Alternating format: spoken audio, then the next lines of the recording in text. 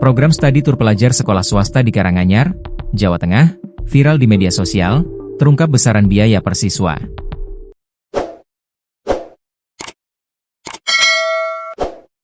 Diketahui siswa Al-Azhar International Islamic Boarding School, Al-Azhar IBS, melakukan studi tur ke Paris, Perancis.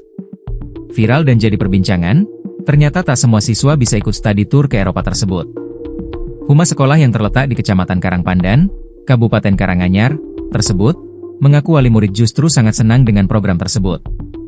Kini terungkap biaya studi tur ke Eropa tersebut. Orang tua siswa harus merogoh kocek hingga 40 juta rupiah.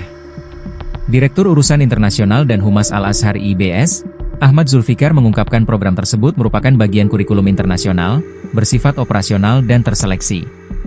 Disebutkannya, hanya siswa yang berprestasi yang mendapatkan kesempatan untuk studi wisata ke luar negeri.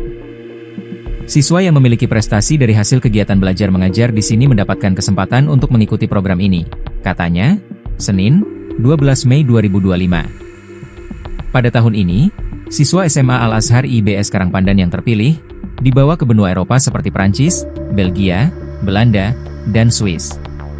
Mereka berkesempatan mendatangi KBRI Paris dan kampus Albert Einstein di Zurich, Swiss. Sementara siswa SMP Al-Azhar IBS Karangpandan melakukan studi wisata ke Jepang dan Madinah, Arab Saudi. Mereka yang terpilih melakukan studi wisata ke luar negeri merupakan siswa yang lolos seleksi bahasa, akademik, dan karakter. Untuk kuota program visit Eropa di SMA Al-Azhar IBS Karangpandan, ada 40 siswa yang terdiri dari kelas 10 dan 11 SMA dengan biaya sekira 40 juta rupiah per siswa, terangnya. Kendati biayanya mencapai puluhan juta, Ahmad menuturkan, program tersebut mendapat respons positif dari wali murid. Para wali murid sangat senang dengan program overseas yang ada di kampus Al-Azhar IBS dan selalu menunggu program-program overseas selanjutnya. Selain kunjungan, biasanya kami juga menggarap MOU dengan beberapa kampus atau perguruan tinggi terkemuka.